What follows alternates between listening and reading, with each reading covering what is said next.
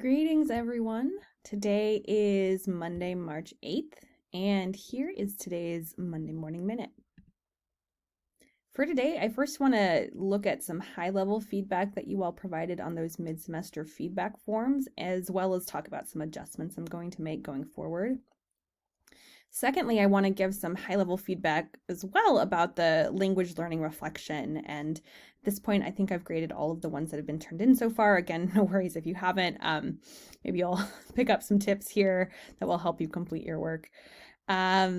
For this week, I want to talk about Singer, the EL Excellence Every Day, chapter 2. It's a good one. I'm really excited about hearing your ideas once you read it. And then finally, we'll talk about critical response number 3. Okay, so I very quickly after our class just kind of took in all of the feedback that you provided, and thank you all so much for taking the time to do that. It seems like in general, we appreciate the flexibility of this course in terms of deadlines, in terms of assignment format, in terms of synchronous versus asynchronous. And I'm glad, I'm super glad to hear that, that it's working for you. So some of us wished for more synchronous time. And I saw that a lot in the written comments, but then when it came time to just select whether you want more synchronous, more asynchronous, or things are about right, the overwhelming majority of us said that things are about right in terms of that blend. But for those of us who might like to pop in and see what our peers think about, the readings or where they are in terms of their projects, etc., I have added a few optional synchronous Zoom classes. One will be Friday, March 19th, and then the week after that, March 26th. So a couple notes about this. These are 100% optional. I cannot stress that enough. There is zero penalty of any sort for not coming.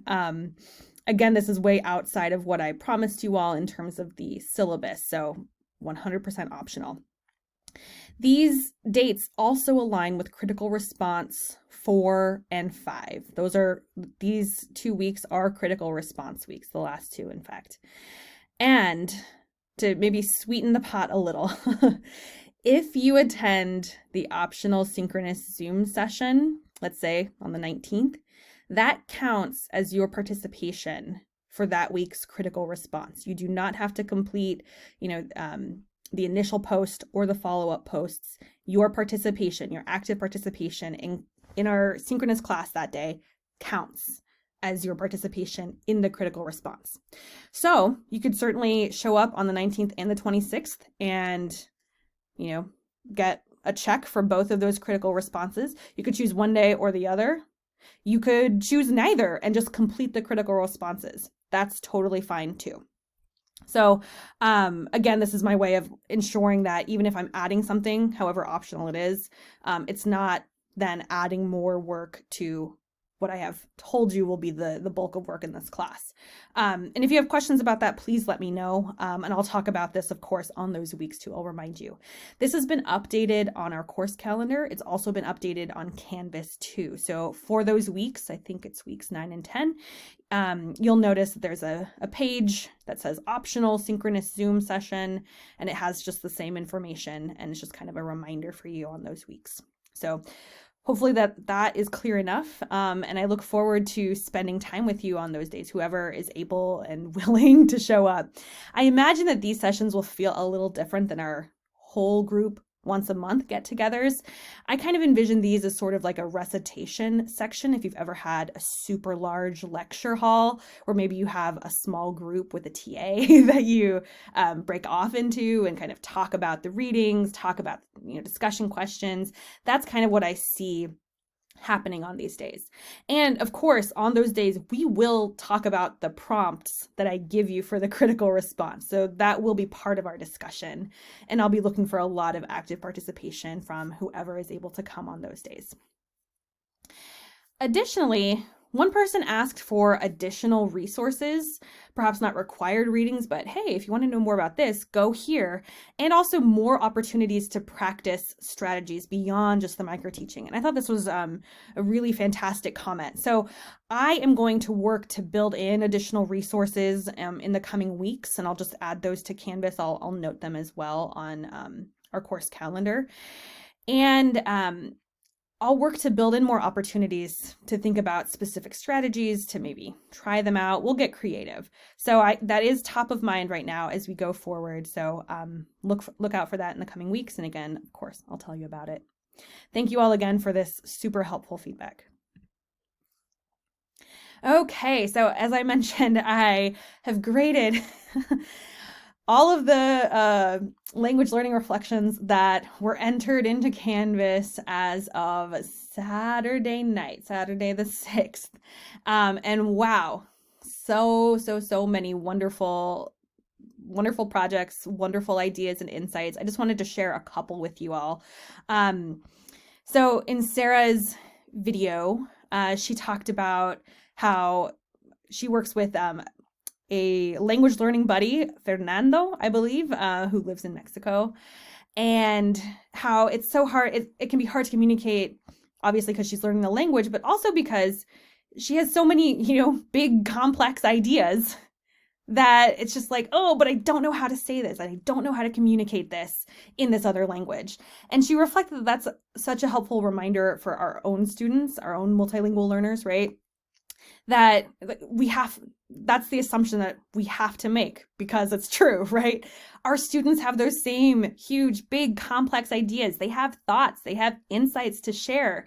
So it's our job to bridge the gap, right? To use language supports, to use participant structures, to use all of those cool activities that we'll be diving into from the Singer book in allowing them to express those ideas, because there is something so frustrating about wanting to participate and having something to say. And then, of course, the affective filter kicks in, or you're worried that you're going to be made fun of, or you don't know the words. So I thought that was a really cool insight. Thank you, Sarah, for that. Many of us mentioned, and in particular, Talia and Nicole, like those were some of the last two that I graded. And I was like, oh yeah, this is a theme. Many of us mentioned the experience of finally understanding the why of language supports and strategies, because of course, in every class, right, you're told about realia, you're told about sentence frames, you're told about labeling various objects in your classroom using multiple languages. And for some of us in this assignment, it finally dawned on us like, oh, that's why. Because actually, when you're learning a language, you need images, you need realia, you need sentence frames to help you form your thoughts, etc. So I thought that was, again, a really cool insight. And thank you all for sharing that. A number of us didn't include a reference page, and I felt kind of womp womp about like taking a point, but I was like, but it is written there as a requirement if you look at the grading sheet. And so some of us maybe were dismayed to see that we lost 1 or 2 points if we didn't use in-text citations and the reference page. Just know that it's not, I hope you don't feel as though your work is any less valued because of it. The reason I require in-text citations and a reference page is part of just budding professionalism for you all. First of all, with the in-text citations, it lets me know exactly what you're getting from the reading. So rather than talking about, ideas very broadly, if you put a quote in there or you reference a specific concept, then that just helps me understand how you're making sense of all of these ideas. And then, of course, if you're going to put a quote, you got to include a reference page. And, they just kind of go together. So again, for future assignments too, I'll draw that out more. But I just wanted to put a little reminder here. And then finally, wow, there was a breathtaking diversity of assignment submissions here. People did podcasts, people made videos, some people wrote papers, some people did narrated PowerPoints or Prezis. And it was just really exciting for me to go through all of those and just to see the time and the effort that you all put into these. And it was also just another reminder that Of course, as teachers, there will be specific writing goals that you'll have for your students. So you'll want them to become familiar with, the rules of grammar and sentence structure and organizing an essay, XYZ, all of these things. But when you can, as often as you can, ensure that there are multiple ways for students to demonstrate their learning, to demonstrate that they've grasped the concepts that may not always be in a paper, right? So just something to think about. Okay, so this week we're diving into Chapter 2, Essential Mindsets. And perhaps you're thinking, oh, we've talked about mindsets so much. And it's true, you have. But this chapter, the reason I decided ultimately to assign it, because initially I was like, well, I bet we can probably skip that. But I didn't skip it because there's some really good stuff. There's just some really good real talk from Tanya Ward Singer in this chapter that I want us all to read and I want us all to think about.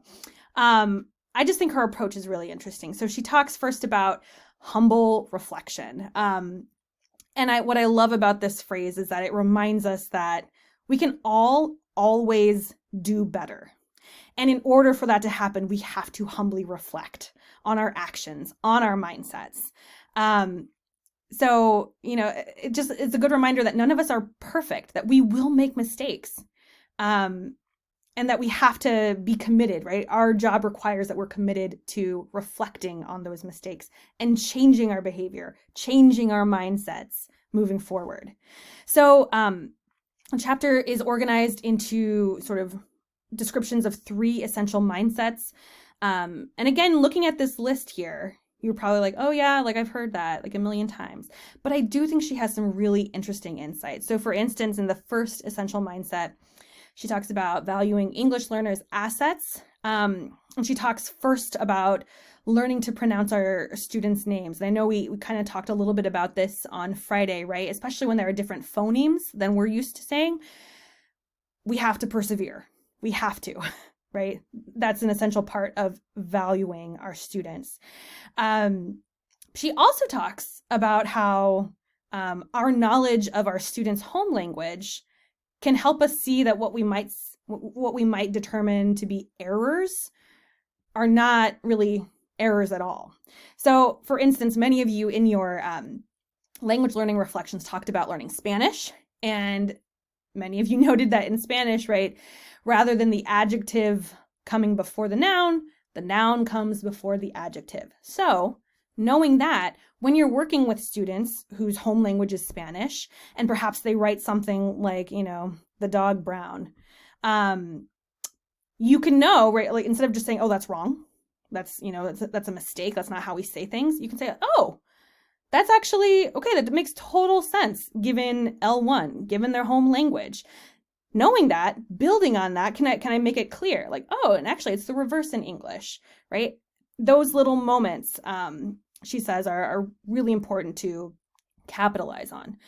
And so again, there's so many really cool insights, and I really like that the chapters are laid out so that she talks about those essential mindsets. She talks about why each one matters.